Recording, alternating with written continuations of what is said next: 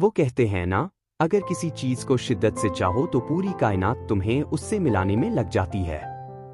तो ऐसी ही कुछ कहानी है अंजलि और वीर की। आज 4 साल बाद फिर वही आवाज सुनाई दी, हवा में वही खुशबू थी, लेकिन सब कुछ बदल चुका था।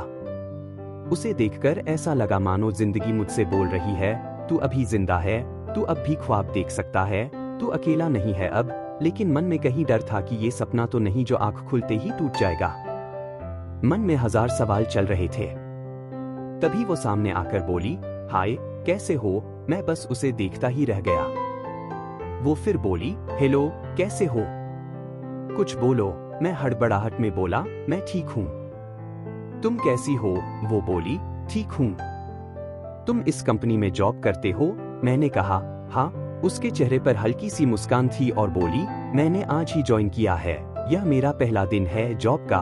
ये सुनकर मेरे अंदर कहीं खुशी की लहर चल पड़ी, लेकिन मैं उस खुशी को जाहिर नहीं कर सकता था। मैं आज 4 साल बाद उससे मिला था। वो मेरी पहली मोहब्बत थी। हम दोनों साथ में बहुत खुश थे, लेकिन फिर एक दिन आया जब वो मुझसे जुदा हो गई।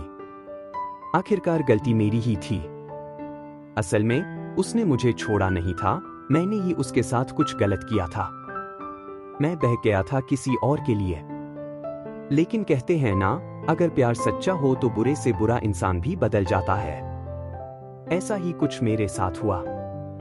मैं अंजलि को भूलकर भी नहीं भूल पाया था, और फिर आज 4 साल बाद वो मेरे सामने थी। क्या बोलूं उससे, किस मुंह से बात करूं, कुछ समझ नहीं आ रहा था। वो मेरे ही ऑफिस में नई ज्वाइन हुई थी और मैं उसका सीनियर था। हम रोज ऑफिस आते, काम करते और घर जाते थे। 1 महीना हो गया था, लेकिन अंजलि ने मुझसे कभी भी हमारे बिताए हुए पल के बारे में बात नहीं की, ना ही पूछा कि मैं अब किसी के साथ हूं या मेरा ब्रेकअप हो गया है। एक दिन शाम को ऑफिस से निकलने का वक्त हो गया था और बहुत बारिश हो रही थी। मेरे पास छाता नहीं था कि बस स्टैंड तक जा सकूं, तो मैं ऑफिस में ही बारिश रुकने का इंतजार कर रहा था। तभी अंजलि ऑफिस से निकल रही थी और मुझे बैठे देखकर बोली, तुम्हें घर नहीं जाना। मैंने कहा, घर तो जाना है, लेकिन मैं आज छाता नहीं लाया और बाहर बहुत बारिश हो रही है, इसलिए रुक रहा हूँ। वो बोली, ठीक है। फिर थोड़ा रुककर बोली, मेरे पास छाता है, चाहो तो मैं तुम्हें बस स्टैंड तक छोड़ सकती हूँ। मैंने बिना सोचे समझे हाँ कह दिया और जल्दी से अपना सामान समेटकर उसके साथ ऑफिस से निकला।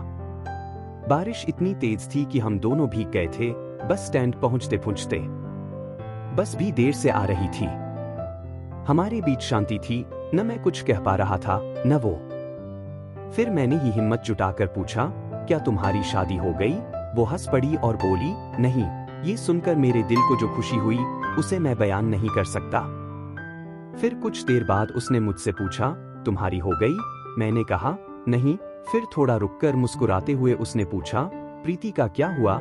मैं थोड़ा शांत हो गया और बोला, हम साथ नहीं हैं। वो कुछ नहीं बोली, बस चुपचाप खड़ी रही। फिर मैंने बहुत हिम्मत जुटाकर कहा, अंजलि मुझे माफ कर देना, मैंने तुम्हारे साथ बहुत गलत किया था। वो फिर भी चुप रही। कुछ देर बाद बस आ गई और हम दोनों बस में बैठ गए।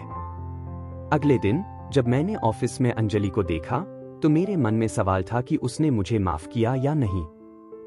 मैं सोच ही रहा था कि वो मेरे केबिन में आई और एक फाइल देकर चली गई। मैंने उससे बिना सोचे कहा, ऑफिस के बाद मिलना, मुझे तुमसे बात करनी है। वो बोली, क्यों, हम अभी भी बात कर सकते हैं। मैंने कहा, नहीं, ऑफिस के बाद मिलना।